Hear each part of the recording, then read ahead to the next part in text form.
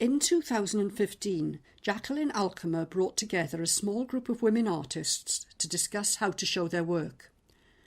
She felt forming a group would empower the individual artists involved, increasing opportunities for work to be shown in a wider variety of spaces, and would enable total independence because work could be presented in a manner important to the group. All involved wanted to celebrate every year, around the time of International Women's Day, what it means to be a woman and an artist in the 21st century. Concentric has been fulfilling these seed ideas for 6 consecutive years now, still under the curatorship of Jacqueline. The name Concentric was chosen because, as Zoe Gingell summed up in 2015, it relayed the energy of distinctly different artists, individually creating ripples, but resonating in tune with each other. We're a coherent group, pushing boundaries, experimenting with process and subject. We are all individual artists, but within the group we are widening our artistic experience. It has to do with experimentation and renewal and the importance of what we are saying through our art. For this reason, every year, although the core group remains, Jacqueline invites other women artists to contribute. This means the group is always in flux, and each year something different happens. Conversations and communication within the group are extremely important. Talking to each other about our own art practices and goals is a way of strengthening individual artists and the group. In 2016, I created a site-responsive sound installation using this aspect, and the voices you'll shortly hear, Jacqueline Alkema, Zoe Gingell, Penny Hallas, as well as me, Leona Jones, were some of those artists recorded as the raw material for that work. Recorded were strong, thought-provoking ideas, celebrating the essences of women negotiating the influences of personal and societal history, contexts and conflicts, social and antisocial behaviours, buried inner states and brash outer worlds, all struggling with the ongoing problems of making themselves heard as women and artists through the surrounding ever-present cacophonies and censorships of inner and outer worlds.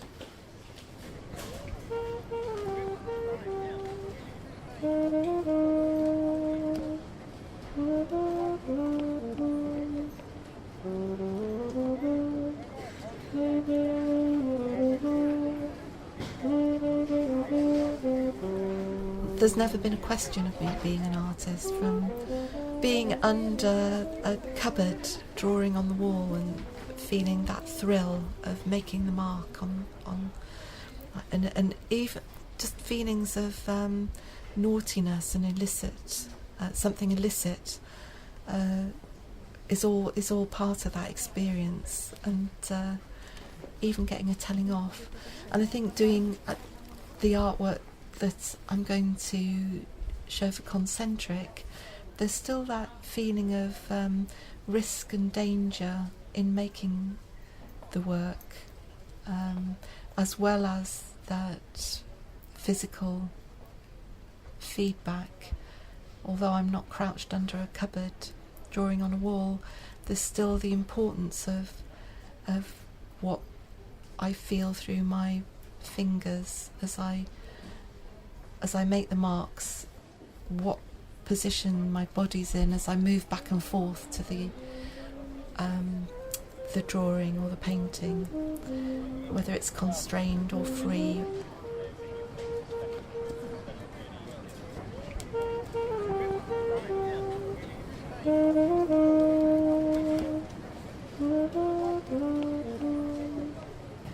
I wouldn't define myself or my art by being a woman, but more that my art helps me to explore my womanhood. And I suppose in that sense, being a woman is intrinsic to my artwork, but actually I'm thinking it's the other way around. Because I wouldn't have called myself an artist until I became a mother, and motherhood in itself allowed me to, necessitated some kind of reaction, an expression of the change in my state of being, which was, I didn't become a woman until I became a mother, really. That's how I'd say it. My biological destiny kicked in, and then I understood what it was to be a woman in the full sense. It connected me to my mother. It connected me to despite me, to another aspect of biology which defined me as a woman. And it's happened, as I say, despite me, it just happened. My body changed.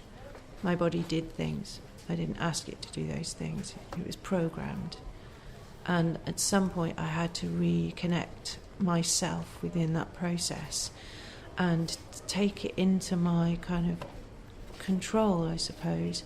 And therefore there was a need to express or make work about this massive change in being.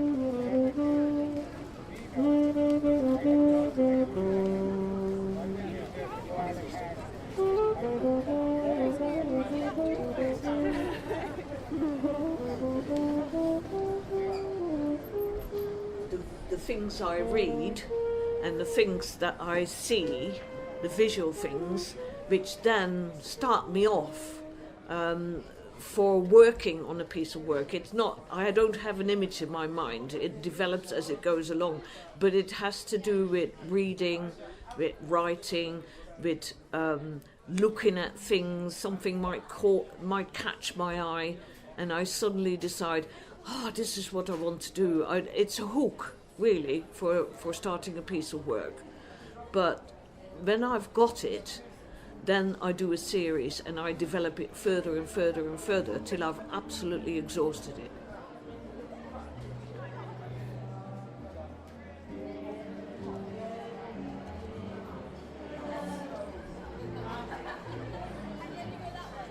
But for me, it's all about a process of exploration. I think if I'm not exploring and I'm not being excited by what I'm finding, I'm not interested. And I will move on and start exploring somewhere else. And that exploration it's about the world, it's about people, it's about how I get through the world, it's about how I get that buzz inside. That's what I'm looking for all the time, is the buzz inside that makes the world brighter. And we all have that, we all have it. You know, we're all capable of feeling like that, but I think there are times when the awfulness of what goes on around us in terms of world events and narrowness of the definitions of what success is, things like this, it brings a greyness which it's just such a waste when there's so much brightness out there, there's so much colour.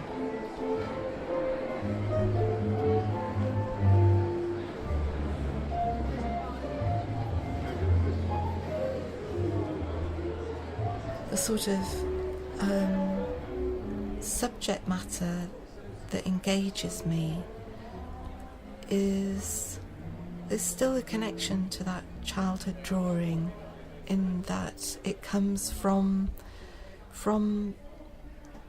me somehow. I know that's true of all art, but of course there's an external stimulus, but it's the interchange between external material world and internal imagination or fantasy. I think that's a constant theme for me. So an interplay between concrete and imagination.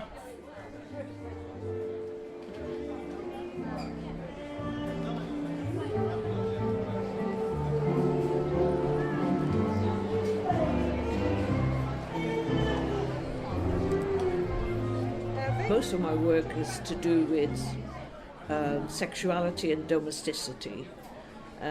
Also themes of childhood. I go back to childhood, and I go very much on emotional experiences, which is like an inner life. But I also look at paintings in a way that how they're structured and how they develop initially as an experimental sort of phase, but then they grow together and grow tighter and tighter.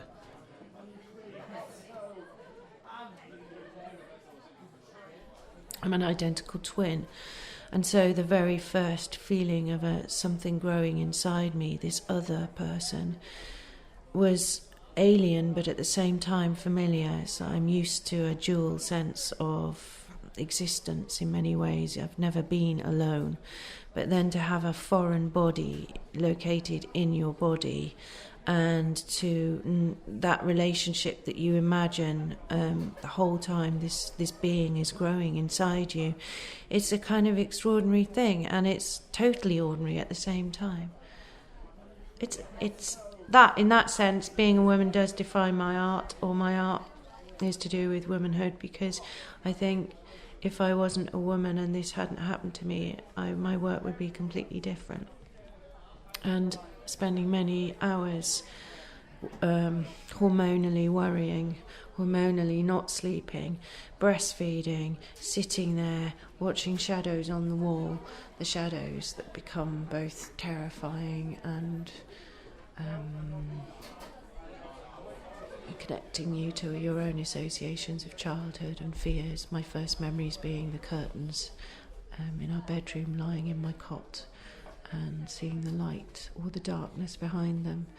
And the same thing happened when I gave birth to my son, and I was lying awake for hours looking at the shadows on the wall, just like in the yellow wallpaper.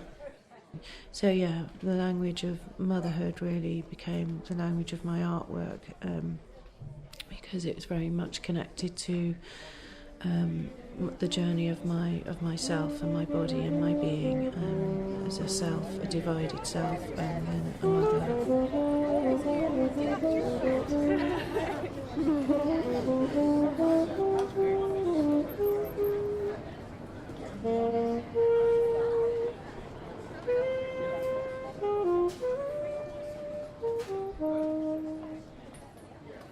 I find it really difficult to talk about what I'm doing because people want me to put a name to it. Am I a writer?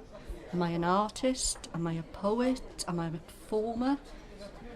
And I really, really struggle with that because I feel what I'm doing is crossing many boundaries, really. And I love that. I really love the fact that I can't pin myself down. It's just frustrating when people say, well, what do you do? What have you done? And to be quite honest as well, sometimes I can't remember what I've done because I'm in what I'm doing at the moment. And so when somebody says the question to me, what is your work? I think, how do I describe that? I actually do relish that. And I'm trying desperately, I think, to try and capture what I feel in some form that I can communicate it to somebody else.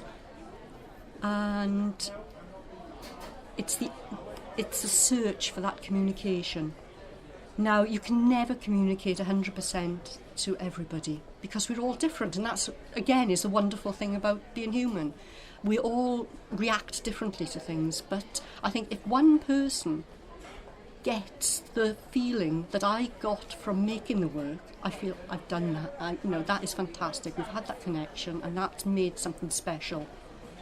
And that's really what I'm trying to do. So I start off with words because they've given me such a buzz. Other people's words, my own words, listening, particularly listening. I love listening, the way people speak. And doing that has started me off on a path that I never dreamed I would actually be on, in the way that now I'm thinking of language in a very different way from I was 10 years ago when I first started seriously thinking I want to write. And it's fabulous. It's opening it up. It's not closing things down. It's not taking it away from the actual joy of reading a fabulously written novel, for instance. But that's not something I want to do anymore.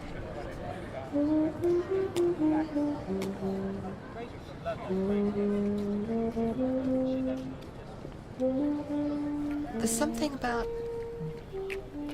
an object. It started with an object, perhaps, or ideas about objects and what objects mean. And so there's kind of, there's a container, there's a frame, and then there's something coming out of that container. And what are they doing together? How do they fit or not fit? And in a lot of my work, those ideas are present. Thinking about a container psychologically or aesthetically, and thinking about ourselves as containers, or a museum, or a hospital, or a landscape. They could all be seen as containers, but then what is it? The container that is different every time we look at it, perhaps, or but the first thing that comes is the material, and the movement. So I suppose if we're thinking of what language is, and the word and the breath, for me, aesthetically, the movement is the equivalent of the breath. It's what everything is seated in. And so that's where I begin, and the ideas and what I'm doing all come a lot later.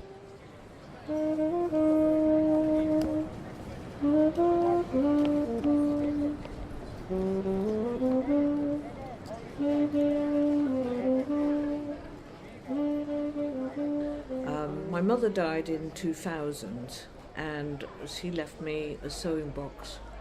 And I didn't want to look at it for quite a few years. And then one year I decided, well, I've got to tidy it up and throw out what I don't want.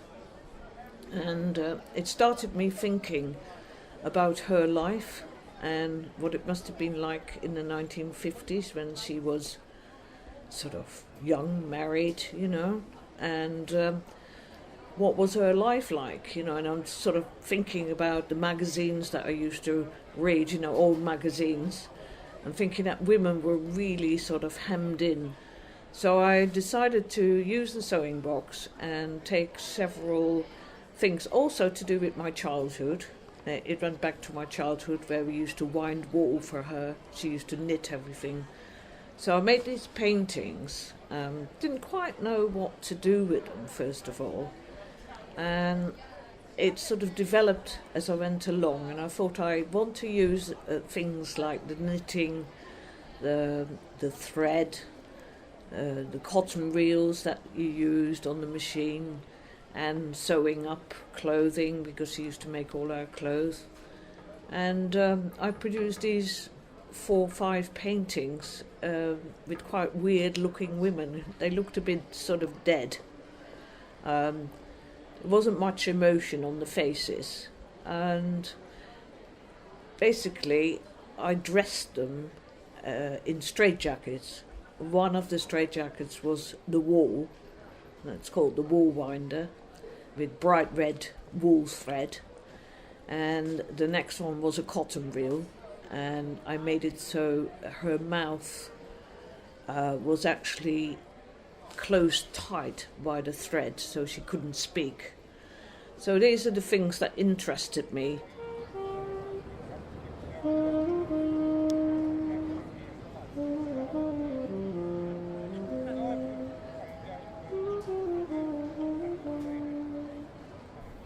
And I think those preoccupations of which do involve an audience run through all my work. So transpositions, taking objects out of their context, putting objects with other objects so that they have a different quality, taking an experience into another realm, taking maybe a found object from my walks on the hills and taking it into the cave where it didn't originate but or a photograph of it into a cave and then projecting it onto a wall. All those things of transmutation and sort of process, and what that process does to our conception of what a thing is or what we are, run through everything.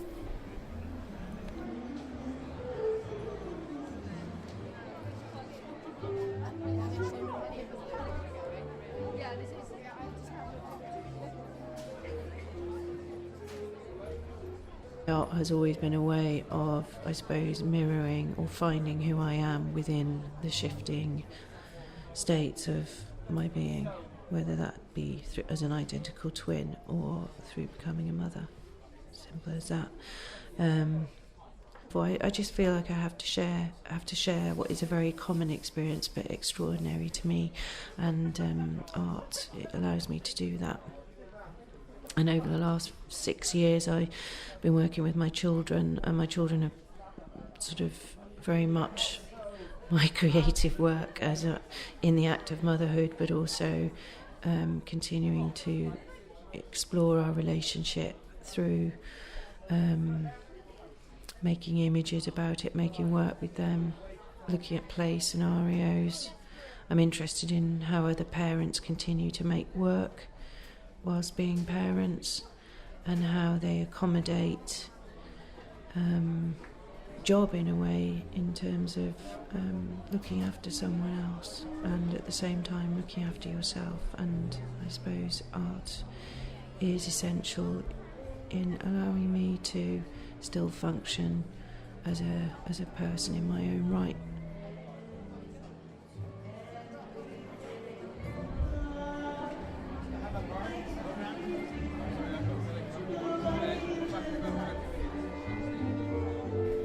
I think trying to think about what I'm actually doing when I'm making art is almost impossible for me, because if it goes well, I'm just not thinking. I'm in a state where it's just a dance, and I can only think of it in terms of a dance which has which hits into a concrete other thing at particular points in the dance, and there's a trail left on the paper or the canvas, just an impact which comes from maybe 10 minutes of moving around in a space, but then there's an impact, and that then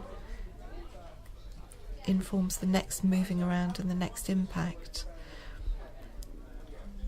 So there's a physical feedback loop and a visual feedback loop, and I can't isolate any of them. There's a psychological feedback loop that the mark made, whether it's satisfying or not.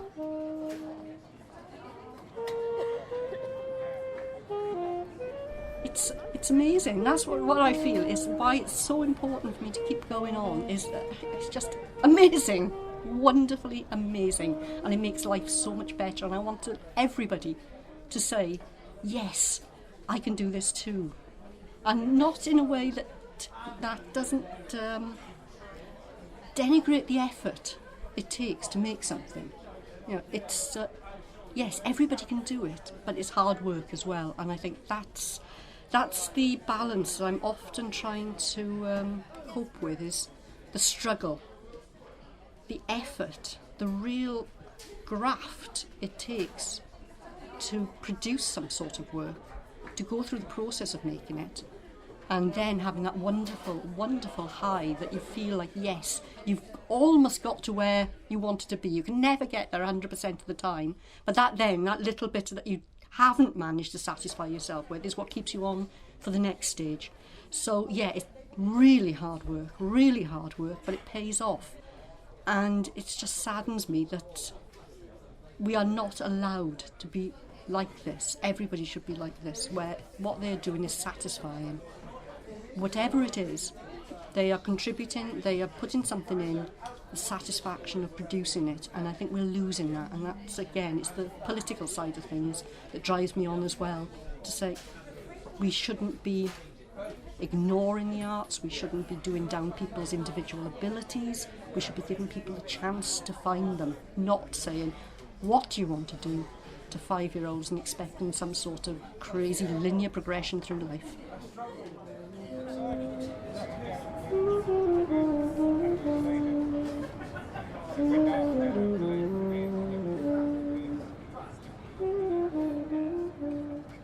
I like to work in drawing using, at the moment, not always, but at the moment, using an implement that leaves an invisible trace, that I have to second guess what it is, and I'll only know much later on in the drawing process what that impact is, which then means that if I'm drawing an object and I'm making an invisible mark, it means that the relationship between me and the object is undisturbed by the visual feedback from the drawing. All there is me, my dance, and the object.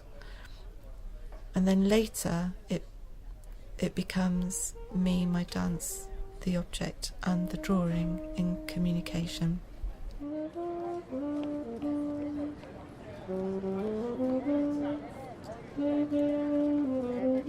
So it's very much about me maintaining a voice, and in that sense I think for women it's very important, because we have to maybe shout a little bit harder than men do to be heard.